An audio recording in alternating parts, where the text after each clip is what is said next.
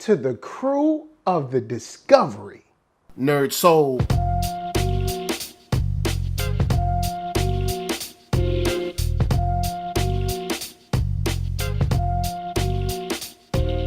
LeIllKid at OneYoungsta, holding it down, bringing that StreetGeek and NERDSoul. What is up, my people, today? Oh yeah, we coming with another wonderful episode of On Screen. We're having a wonderful time. Why? Of course. Oh boy, because we're talking about Star Trek Discovery. And you know what? We got a new episode coming today, so I'm gonna just be real quick with it. I love this episode. I had a ball with this episode. We got a good flashback that wasn't useless, that wasn't wasteful, that didn't kind of go nowhere or lead to nothing or give us meaningless information. We got to see kind of how his crew was back when he first tried to pull a coup. And Lorca in this episode shine, baby. Like, he really came through. You really got that feel of someone who doesn't think that the person that he's usurping doesn't have the right to be there.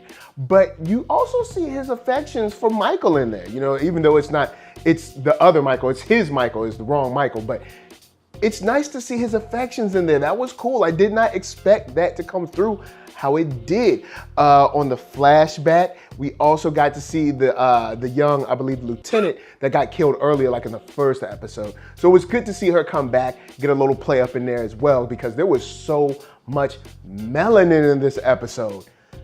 Good God, this episode was fresh. So on side of that, let's holler at my boy Stamets getting back in the game super quick. He didn't waste no time. He got straight to it. He was like, yo, look, all right, I'm back. I want to get back in the game. Let's talk about the spores. Let's talk about how to get back home. Let's talk about, you know, what he's doing with the bad me is doing with the network, all kinds of stuff. And I like the fact that he did what he needed to do for the team. I mean, of course, I'm sure he probably needed to sit down or, you know, drink a juice or get some cookies or something, but he got straight to it. And it just showed the tightest connection between like him, Tilly, Saru, the rest of the crew. They all really became, you know what? They didn't become crew, they became family.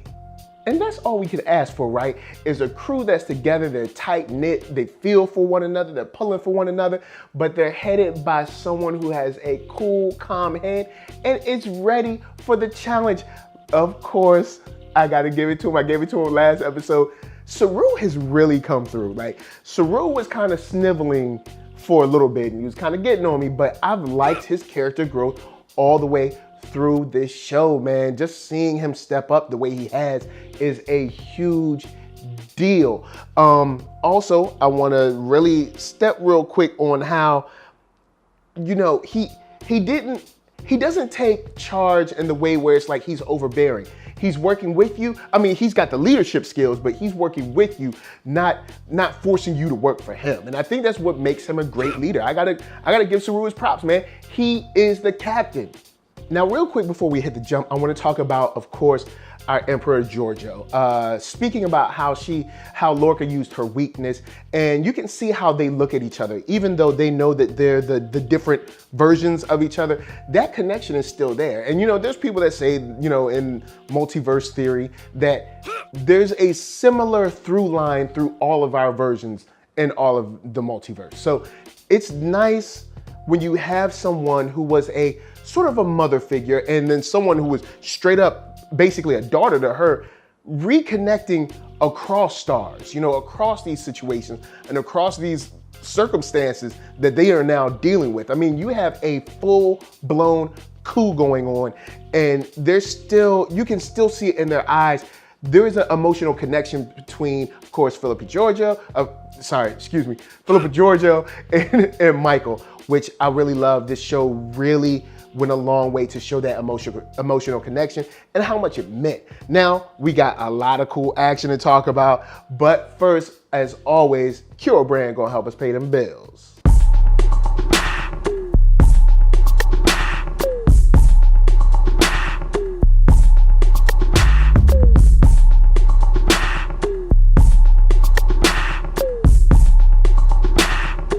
Oh yeah, check that link below for KURObrand.com. Hats, shirts, hoodies, all that. And once you find something you like, of course, cop it. Now, a coup wouldn't be a coup without fight scenes. So let's go on and get into the fight scenes. There's a couple of them. We got one when he's kind of like just attacking regular soldiers. He's not really going at the Emperor yet. He also gasses some people. Then you see a great battle at the end, which is what we all did not expect, but we're all definitely waiting for. We got some back-to-back action with Giorgio and of course Michael. It was lovely to see, man. Lorca and his crew getting taken out one by one, and to see Michelle, yo, still got it, homegirl, still got it. But like I was saying, it was just wonderful to see the fight going down. So many cool shots. When she dodged the bullet or the laser, that was cool. Like, Giorgio is not the Emperor for nothing. Like, old girl still got them skills. And to see her and Lorca and the way they were fighting each other, you could tell there was some emotion there. And then Michael still holding it down on the sneak tip with the other lackeys. You know, she might not be at Lorca's level yet, but it was a cool little tag team right before, of course, the Emperor gave him the shiv.